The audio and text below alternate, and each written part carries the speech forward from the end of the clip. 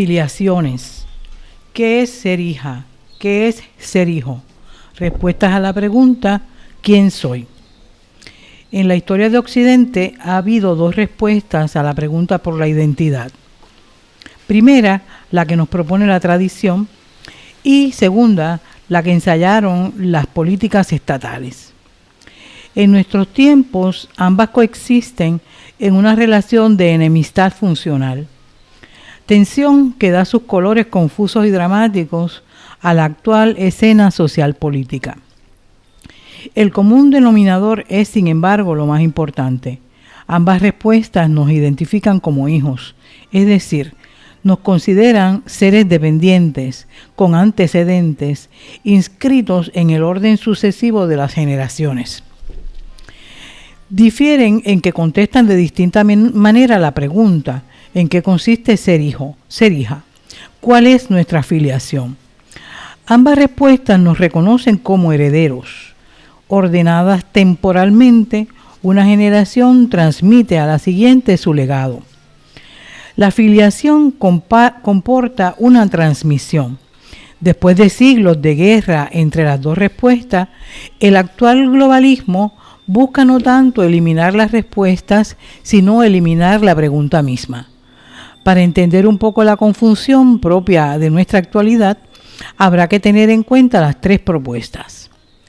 Primero, la filiación según la tradición. La identificación, la respuesta a la pregunta ¿quién soy, quién eres?, nos remite a los padres, padre y madre, y a un lugar de nacimiento y residencia. La Navidad es la propuesta antropológica de la Iglesia en su función de transmisora del legado judeo-romano-cristiano para contestar ambas preguntas. ¿Qué soy y qué es ser hijo? Se nos pregunta por la procesión. ¿De dónde venimos? ¿Cuál es nuestra procedencia? Remito al lector al Nuevo Testamento, Mateo 1 y 2, Lucas 1 y 2. 7 vértices podemos distinguir en esta primera respuesta. Primero, madre y padre. Nuestra identidad es en primer lugar dependiente de nuestra madre. Dios da el alma, pero el cuerpo y el nombre empieza en una mujer cuya identidad de madre es dependiente de su esposo, nuestro padre. Los padres son una unidad binaria que hace de cada uno solo la mitad de nuestra identidad. La familia toma pues una figura triangular, en la que cada uno de sus lados es relativo al otro, como un trébol de 3 hojas. Cada hijo saca su identidad de esta triangularidad. Esta respuesta supone una metafísica. Dios es la instancia externa, superior, altísima, que rige tanto sobre la unidad triádica como sobre cada uno. La pregunta por el origen nos refiere a una deidad trina, creadora, inteligente, inspiradora, amorosa, fuente de la vida. Las virtudes domésticas que nutrirán el afuera, la escena social, son el fruto de la gracia y del buen ordenamiento de las relaciones intrafamiliares. La familia pertenece, pues, al orden soteriológico. Segundo elemento, el clan. Si hacia arriba la familia es referida a Dios, también la ordena un afuera, un exterior. Por línea paterna, la unidad familiar se enlaza con los dos clanes. El clan al que nos adherimos por el abuelo paterno, el apellido de nuestro padre es el de su padre, y al clan al que nos refiere el abuelo materno, el apellido de nuestra madre es el de su padre. La unidad triádica personal se inscribe en un dual universo exterior de otras tríadas antecedentes. Ramificaciones triádicas que le dan la figura de árbol a nuestro origen genealógico. Tercero, el lugar. La identidad individual pregunta también por el lugar de nacimiento. Somos hijos de nuestros padres, tanto como de este lugar específico, habitado por múltiples clanes, poseedor de una historia y de unas formas específicas y puntuales de ser y existir. Procedemos también del lugar que nos vio nacer. Cuarto, jerarquía. La familia es una institución jerárquica. El orden sucesoral da una posición de primacía a los mayores en el orden del tiempo. Declara como objeto de honra a los que nos precedieron. El tiempo da la primacía, no el mérito. Hemos de ser presentados y reconocidos por los mayores y los ancianos de la tribu, cuya palabra se pronuncia sobre el hijo, sobre la hija. Palabra ancestral que nos inscribe en la procesión y por tanto en el duro orden de la expiación o reparación clánica. 5. La iglesia. El hijo o la hija ha de inscribirse en un orden institucional exterior que sujeta, limita y guía a la familia. El hijo, niña o niño, ha de presentarse en el templo como lugar que refiere a un orden trascendente y notifica una ley social y política dependiente de la ley divina. La antropología no supone una identidad humana divina, divino-humana. 6. Enemigos. También hay en el afuera enemigos, contrarios a la vida material y espiritual del hijo, de la hija. En la defensa contra un exterior hostil, la tradición asigna un papel protagonista al padre, no por inferioridad de la madre, sino por la ley de la mitad que vimos arriba. 7. Pertenencia y distanciamiento. Los padres han de abrirse al afuera y aceptar el movimiento pendular de sus hijos. Pertenencia y distanciamiento. Afuera, adentro. Dejará el hombre a su padre y a su madre no propone un acto de alienación parental, sino un envío obediente a una ley humano-divina.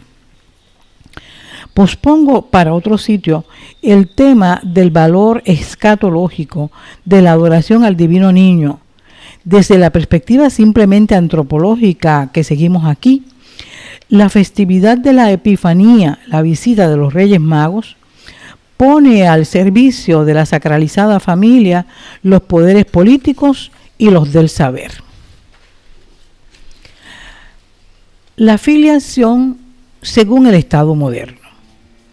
Los estados modernos retomaron la solución platónica al reto político que las familias y los clanes presentan a las necesidades totalizadoras del Estado. El problema es el mismo que el de tiempos antiguos.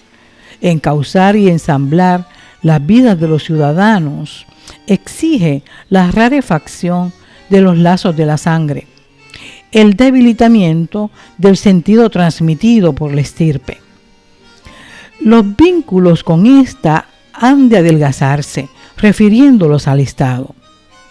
Como Platón, los modernos sospechan también de la familia, solo que el Estado y la sociedad se piensan y diseñan no con el modelo de la colmena, sino con el modelo moderno de la máquina, como viera Foucault. El fin era fabricar identidades útiles para el funcionamiento de la totalidad. La identidad se contesta fabricando hijos de la nación y del Estado y para ellos. Siguiendo este diseño de inspiración antigua, los estados modernos buscaron convertirse en tercero, en instancia paterna. La autoridad del padre en la familia fue haciéndose superflua a favor de las instituciones públicas y de los proyectos totalizadores estatales. Si la madre fue más difícil de reemplazar, dado el apego natural de la cría y la dificultad de sustituir la función alimentaria, la función magisterial, educativa y disciplinaria paterna se transfirió con relativo éxito al Estado. Se multiplicaron las instancias disciplinarias, jurídicas, policíacas, penitenciarias, que pone en escena para el ciudadano moderno la figura del padre y de la ley. El Estado benefactor amplió los poderes e intervención del Estado en la esfera doméstica. La función materna se suplió con el patriotismo nacional, hijos ahora de la nación-Estado. Los elementos afectivos y emocionales de los lazos de sangre fueron capturados por el amor a la nación. El amor político capturó, reclamó el amor a la madre. La identidad ya no dependería del clan, sino de la bandera e himnos nacionales. Y la multitud de símbolos que el Estado propondría en la esfera pública para hacernos hijos suyos. Las artes y la arquitectura se sumarían a este esfuerzo estatal. La presentación en el templo fue sustituida por la matrícula en la escuela. La fidelidad al clan fue reemplazada por la fidelidad a la nación o a la comunidad o incluso a la mera clase social y sus estándares de vida buena. Los padres fundadores y los próceres respondieron la pregunta por los ancestros. La reparación adquirió dimensiones colectivas, gigantescas. Cada generación tendría que asumir su responsabilidad cívica en la esfera pública, pagando con su trabajo lo recibido. Dios aparece todavía, pero en extremo disminuido, abajo más que arriba. Solo se invoca en vista de la razón práctica, es decir, sosteniendo la estructura estatal en su base con un conjunto de valores morales de una cierta resonancia cristiana. Puede verse en la Declaración de Virginia. Ya para Hostos, un siglo después, no es necesario, lo social basta para la moral. Destituidos de su alta función por la escuela y las instituciones del orden social diseñadas por las acreditadas ciencias de la conducta, el papel político de los padres fue devaluándose, quedando solo sus elementos sentimentales sin fuerza normativa. Una vez los padres fueron reducidos a figuras de una autoridad doméstica minusvalorada y desautorizada por las prácticas del poderoso régimen jurídico estatal, incapacitados de transmitirle a sus miembros la fuerza de la familia y del clan y el sentido de pertenencia que provenía de la tradición, cada uno de sus miembros quedó como hoja al viento, dependiente del estado de economía y su maquinaria de sujeción. Las dos vías reproductivas, la tradicional y la estatal, coexistieron por un tiempo. La reducción del programa reproductivo tradicional a sus elementos sentimentales favoreció al programa estatal de inspiración ilustrado-masónica. La disfunción y el malestar individual y familiar, incrementados por la pobreza y el desarraigo, aumentó los prestigios subjetivadores y sujetadores de un Estado que quiso tomar para sí el control de la vida, la biopolítica, al menos allí donde esta invasión doméstica sirviera a sus fines. Entre los más pobres avanzó más fácilmente la desafiliación y la correlativa captura por el Estado, especialmente por su brazo penal. Las familias con más riqueza pudieron obliterar el programa estatal comprando para sus hijos una educación que remediara la pobreza de sus ofrecimientos y cuidando tras bastidores las lealtades clánicas. Globalismo y transhumanismo. Ya en nuestros tiempos ha emergido una respuesta nueva, la eliminación de la pregunta.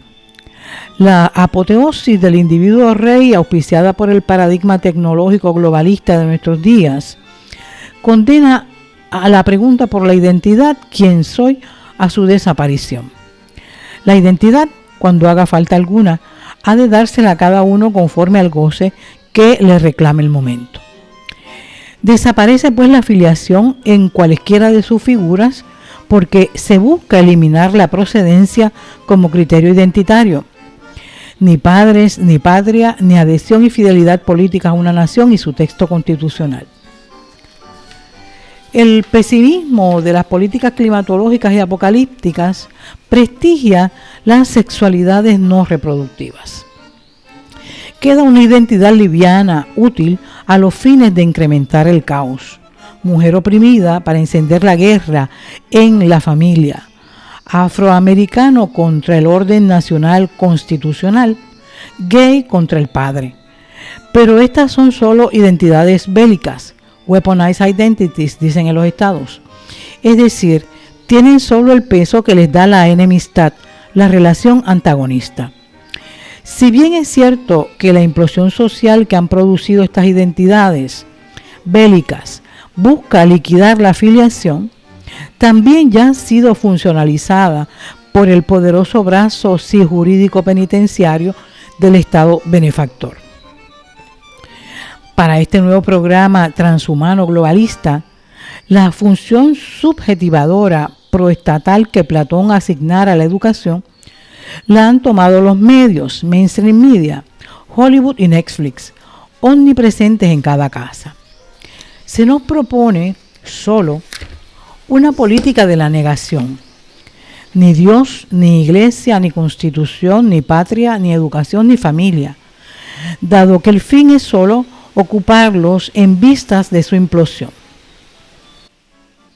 Para concluir, debemos comprender que cada una de las respuestas a la pregunta por la identidad, ¿quién soy? ¿Quién eres?, apela a los más fantásticos deseos del desgarrado corazón humano. La primera anhela un Belén, un amor incondicional, asomo del origen. La segunda, un Leviatán padre que se ocupe de todo, nos provea todo y nos libere de esa cotidiana necesidad que revela la menesterosidad de la condición humana. La temible desilusión mayúscula de la tercera anhela el fin de la filiación, la abolición de todos los lazos, la impermanencia, el vacío y una suerte de do-it-yourself universal. En la actualidad, pues, coexisten las tres respuestas, produciendo una confusión por ahora favorable a la tercera vía. Por eso, esta Navidad 2020, todos escucharon un grito de guerra cuando el presidente nos deseó Merry Christmas.